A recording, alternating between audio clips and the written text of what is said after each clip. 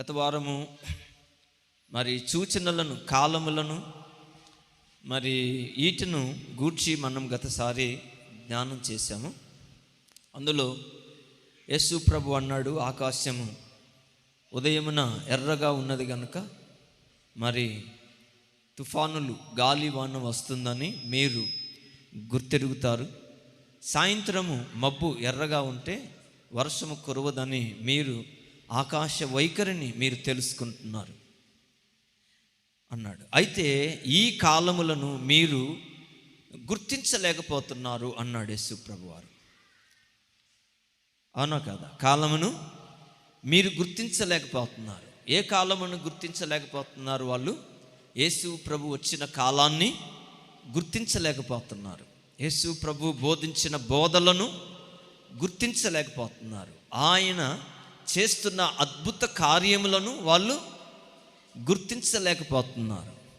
ఆయన అందరి వల్లే కాకుండా అధికారము గలవాని వల్లే బోధించి ప్రత్యేకంగా కనబడ్డాడు యేసు ప్రభువారు. అయినా వారు ఆయనను ఎరగలేకపోయారు అని యేసు ప్రభువు ఆ విషయాన్ని చెప్తున్నాడు. మీకు వీటి మీద ఎంత అవగాహన ఉన్నది, కానీ ఈ కాలమును అంటే ఆయన ప్రకటించుచున్న బోధ, ఆయన చేస్తున్న అద్భుతాలు, వాటిని గుర్తించలేనటువంటి స్థితిలో ఉన్నారని యేసు ప్రభు వాళ్ళతో మాట్లాడుతూ వచ్చాడు. ఈరోజు ఇంకొక విషయాన్ని మనం ఇంకొంచెం ముందుకు వెళ్ళి ధ్యానం చేస్తాం. ఈరోజు ఇర్మియా గ్రంథము 5వ అధ్యాయం 8వ అధ్యాయము 7వ వచనాన్ని ఒకసారి చదువుదాం. ఇర్మియా గ్రంథము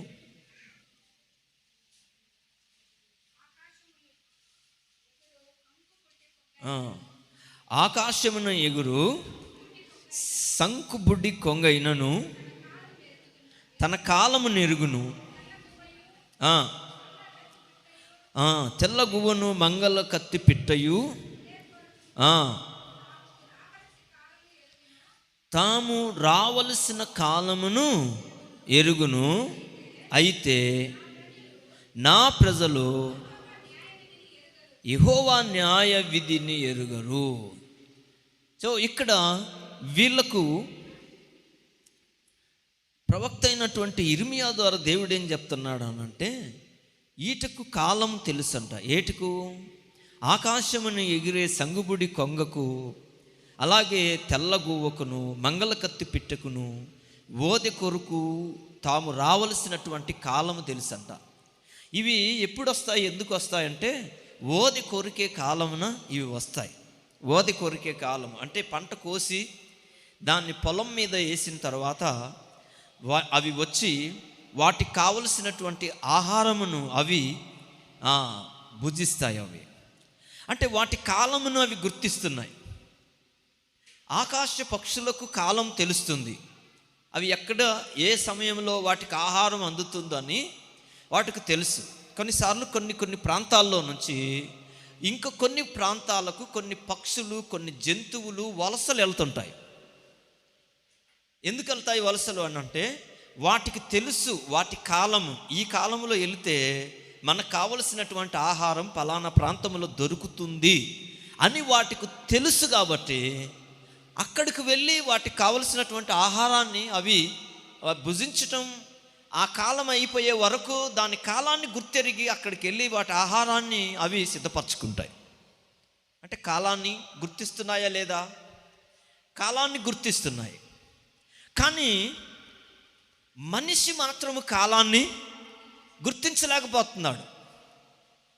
అన్నిటికంటే ఇప్పుడు బైబిల్ ఏం చెప్తున్నది? ఆకాశ పక్షుల్ని చూడండి, విత్తవు, కొయ్యవు, కొట్లలో కూర్చుకోవు అన్నాడు. అయితే మీరు ఆకాశ పక్షుల కంటే కూడా మీరు శ్రేష్ఠులు. ఇప్పుడు శ్రేష్టమైనటువంటి వాళ్ళు అన్నీ గుర్తించాలన్నా, ఆకాశ పక్షులు గుర్తించాలన్నా? చెప్పండి, ఏది గుర్తించాలి? అన్నిటికంటే శ్రేష్టమైన వాళ్ళే గుర్తించాలి. అవునా కదా? అన్నిటికంటే శ్రేష్టమైన మనిషి అన్నిటికంటే శ్రేష్టమైన వాడు. ఎందుకంటే మనిషి దేవుని పోలిక, మనిషి దేవుని పోలిక, దేవుని స్వరూపము, దేవుని జ్ఞానం దేవుడు మనిషి హృదయంలో పెట్టాడు. ఈ మనిషి హృదయంలో పెట్టినటువంటి దేవుని జ్ఞానం చేత మనిషి అన్నిటిని వివేచించగలుగుతున్నాడు. మనిషిని అర్థం చేసుకోగలుగుతున్నాడు, ఎవరు ఎలాంటి వాళ్ళు గ్రహించగలుగుతున్నాడు, ఎవరితో సహవాసం చేయొచ్చు చేయకూడదు, ఎక్కడ ఉండాలి ఎక్కడ ఉండకూడదు. ఇవి మనిషి దేవుడిచ్చినటువంటి ఆ జ్ఞానము చేత మనిషి తన ప్రవర్తన అంతటిని గ్రహించి తన మనస్సాక్షి చేత దాన్ని తెలుసుకొని తను ఎలా జీవించాలో మనిషి జీవిస్తున్నాడు. అవునా కదా? ఈ లోకంలో మనిషి ప్రతి వస్తువును కనుగొంటున్నాడు, ప్రతి చోటకు ప్రయాణం చేస్తున్నాడు. మనిషి చూడనటువంటి అతని మనిషి కన్నులు అన్నిటినీ చూస్తుంది. అంతరిక్షంలో ఏముందో ఈరోజు అంతరిక్షంలోకి వెళ్ళి అక్కడ ఉండే వాటిని తెలుసుకొని భూమి మీద వాటిని గురించి తెలుసుకుంటున్నారు. మనిషి అన్ని ప్రాంతాలకు వెళ్తున్నాడు, అన్నిటినీ గుర్తిస్తున్నాడు, అనేకమైన వాటిని కనుగొంటున్నాడు. ఏవి లాభకరమైనవో ఏవి మంచివో గుర్తించి మంచి మంచి వాటిని తెలుసుకోగలుగుతున్నాడు మనిషి. కానీ దేవుని దగ్గరికి వచ్చేటప్పటికి, లోక పరిస్థితుల దగ్గరికి వచ్చేటప్పటికి మనిషి వీటన్నిటిని గుర్తించట్లేదు. ఇక్కడ అన్నదమ్ములకు గొడవలు వస్తున్నాయి, అక్కా చెల్లెళ్ళకు గొడవలు వస్తున్నాయి, మనుషులు ఒకరినొకరు చంపుకుంటున్నారు, ఒకరినొకరు ద్వేషించుకుంటున్నారు. లోకంలో ఎక్కడ చూసినా అనేక విధములైనటువంటి పాపపు క్రియలు ఎక్కువైపోయినాయి. ఏ ఇంట్లో చూసినా ఎక్కడ చూసినా ఎటువైపు వెళ్ళినా త్రాగుబోతులు, వ్యభిచారులు, హంతకులు, దొంగలు, జూదగాళ్ళు, మోసగాళ్ళు వీళ్ళందరూ ఎక్కడ చూసినా కనబడుతున్నారు, ఎక్కువగా కనబడుతున్నారు. అవునా కదా? కనబడుతున్నారు. అయితే మనిషి వీటిని గుర్తించట్లా. ఎందుకు ఇట్లా అయిపోయినాం? నేను నా కుటుంబంలో ఉండే నా పిల్లలకు నాకు గొడవేంటి? నాకు నా ఇంట్లో ఉండే నా అన్నదమ్ములకు గొడవేంటి? నాకు నా పొరుగువానికి, నా పక్క ఉన్నవానికి నాకు గొడవేంటి?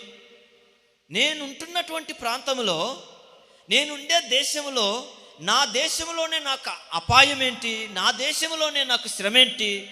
నా జనులే నన్ను ద్వేషించడం ఏంటి? గుర్తిస్తున్నారా? గుర్తించట్లేదు. కారణం ఏంటంటే ఇది అంత్యకాలం. ఇది చెప్పండి, ఏ కాలం ఇది? ఇది అంత్యకాలం. ఇది మనుషులను ఒకరినొకరు అప్పగించుకుంటారు, మనుషులు ఒకరినొకరు చంపుకుంటారు, మనుషులు ప్రేమను కోల్పోతారు, అనురాగ రహితులవుతారు, సత్యమును చెప్పే వ్యక్తులను ద్వేషిస్తారు. అవునా కదా? ఎవరు నిజం మాట్లాడితే వాళ్ళు వెంటనే ఎదుటి వాళ్ళకి ఏమవుతున్నారు? శత్రువులు అయిపోతున్నారు. అవునా కదా? సో ఇట్లాంటి కాలము మన ముందు ఉన్నది అని అంటే మనం చాలా జాగ్రత్తగా వివేచించాల్సిన అవసరం ఉన్నది.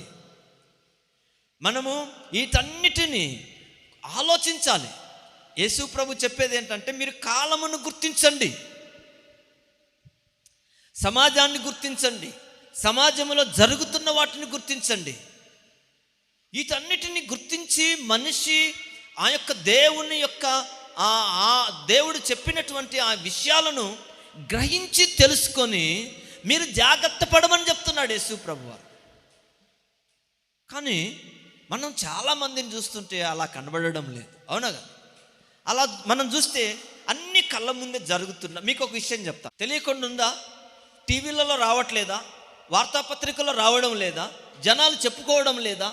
వింటున్నారు, చూస్తున్నారు, కానీ మనిషిలో మార్పు రావడంలా, మనిషిలో భయం రావడంలా, ఇంకా లెక్క లేకుండా మరి ఎక్కువైనటువంటి పాపానికి, చెడు కార్యాలకే మనిషి ముందుకెళ్ళిపోతున్నాడు. కానీ నేను ఇక్కడ ఆగాలి అని ఏ మనుషుడు ఆలోచించట్లే. అలా అయిపోయింది లోకం.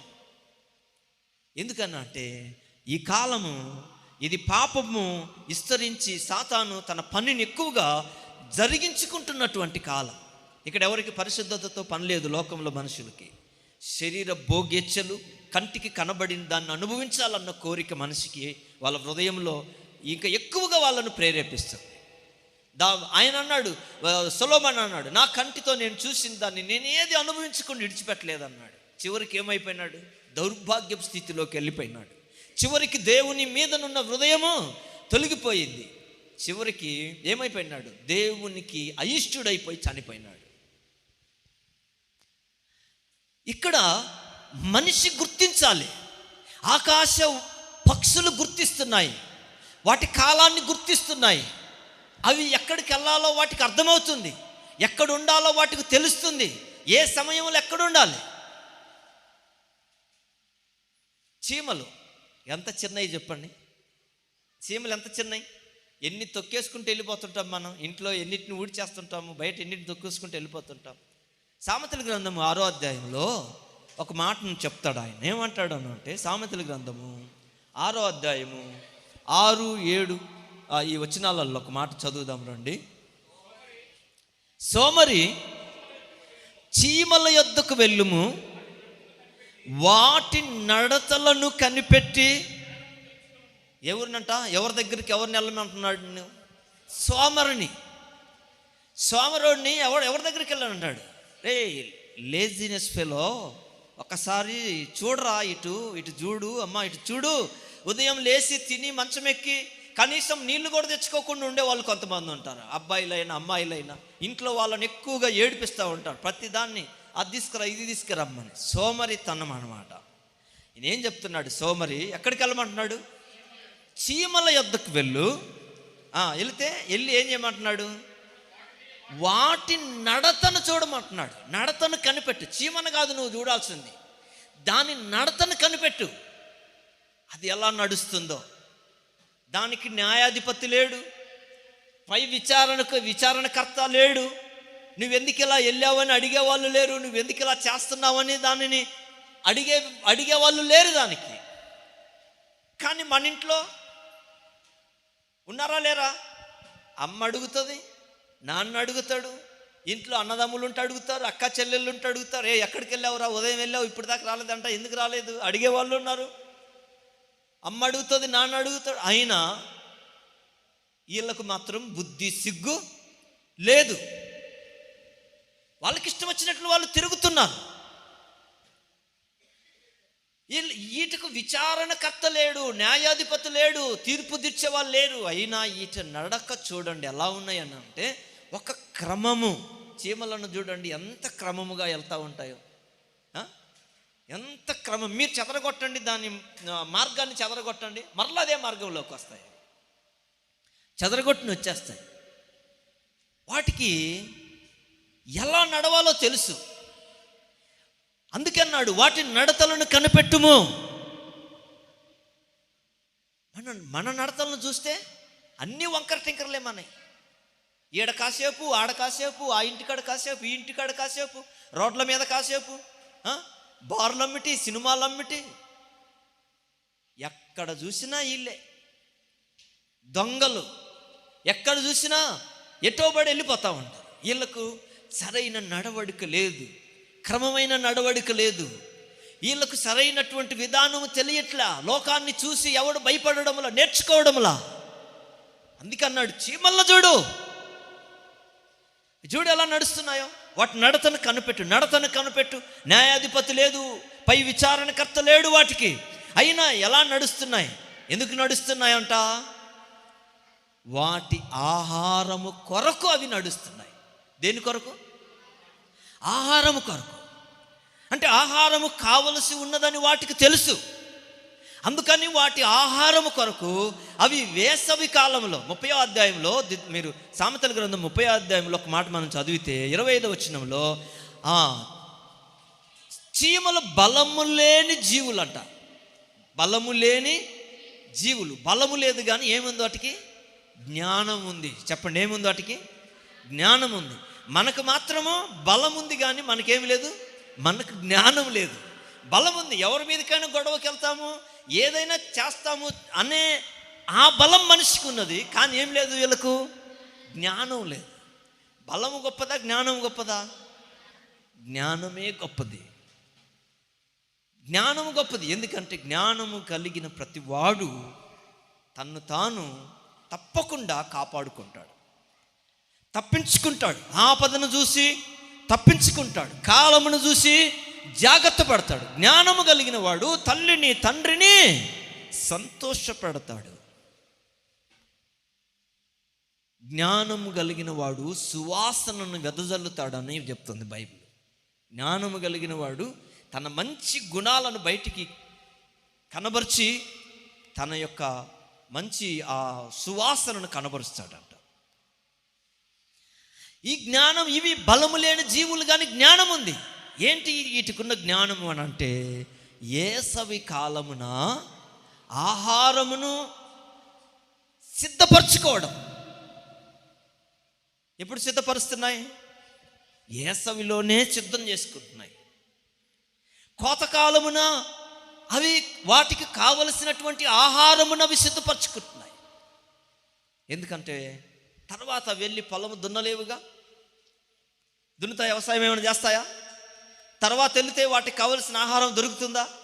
దొరకదు. అందుకనే వాటికి ఆ కాలం తెలుసు. ఏది వేసవి కాలమో వాటికి తెలుసు, ఏది కోతకాలమో వాటికి తెలుసు. ఆకాశంలో ఎగురు సంగుబుడి కొంగకు దాని కాలము తెలుసు. ఓదె కొరకు పిట్టకు తెలుసు. ఓదె కొరికే పిట్ట, ఓదెలు కొరికేటువంటి పిట్టలు ఉంటాయి. ఇవి వాటికి తెలుసంట వాటి కాలం. ఎప్పుడు వెళ్ళాలో, ఎప్పుడు ఆ కోత కోసుంటారో అప్పుడు వెళ్ళి ఓదె కొరుకు పిట్టలు అని అంటారు. వాటికి తెలుసు. పంట సమయాన వెళ్ళి వాటి ఆహారం అవి సిద్ధపరచుకునే విషయంలో ఓది కొరుకు పిట్టలు, ఇవన్నీ వీటికి తెలుసు. వాటి కాలం తెలుసు అన్నాడు. సంగుబుడి కొంగలకు తెలుసు, తెల్ల గువ్వలు కొంగలకు తెలుసు. వీటన్నిటికీ కాలం తెలుసు. కానీ యెహోవా న్యాయ విధులు ఈ నా ప్రజలకు తెలియదు. అందుకన్నాడు, ఆకాశమా ఆలకించుము, భూమి చెవి యొగ్గుము. ఆకాశమా ఇను, ఆకాశమా ఇను. ఆకాశానికి ఎన్ని చెవులు ఉన్నాయి చెప్పండి? ఆకాశానికి చెవులు ఉన్నాయా? ఆకాశమా ఆలకించుము, భూమి ఆకాశమా ఆలకించుము, భూమి చెవి యొగ్గుము. చెవి యొగ్గుము అంటున్నాడు. భూమి చెవి యొగ్గు అంటే వినమని చెప్తున్నాడు. వింటాయా? ఆకాశం ఆలకిస్తుందా? ఆలకిస్తుంది. అవి దేవుని మాటను ఆలకిస్తాయి. వాటికి భాషలు లేకపోయినా, వాటికి కొలనూలు లేకపోయినా, వాటికి ఈ దేవుని యొక్క నీతిని నెరవేర్చడంలో తప్పకుండా వాటి పని వాటికి తెలుసు అంట. వాటికి భాషలు లేవంట. అవి మాట్లాడుకో. రాత్రికి రాత్రి 19వ కీర్తన 1-2 వచ్చినా చదవమ్మా. చదవండి. ఆకాశములు దేవుని మహిమను వివరించుచున్నవి, అంతరిక్షము ఆయన చేతి పనిని ప్రచురము చేయుచున్నది. అది పగటికి పగలు బోధ చేస్తుంది, రాత్రికి రాత్రి జ్ఞానము తెలుపుతున్నది. వాటికి భాష లేదు, మాటలు లేవు, వాటి స్వరం వినబడదు. వాటి కొలనూలు భూమి అంతటా వ్యాపించి ఉన్నవి. వాటి కొలనూలు భూమి అంతటా వ్యాపించి ఉన్నవి. వాటికి మాటలు లేవు. కానీ ఎప్పుడు చీకటి వెళ్ళిపోవాలో తెలుసు, ఎప్పుడు వెలుగు రావాలో తెలుసు. అంతేనా కదా? రాత్రికి రాత్రి ఏం చెప్తుంది? జ్ఞానము తెలుపుతున్నది. రాత్రికి రాత్రి జ్ఞానం తెలుపుతున్నదంట. పగటికి పగలు బోధ చేయుచున్నది. పగటికి పగలు బోధ చేస్తుంటే రాత్రికి రాత్రి జ్ఞానము తెలుపుతున్నది. ఇప్పుడు మీరు ఆలోచించండి.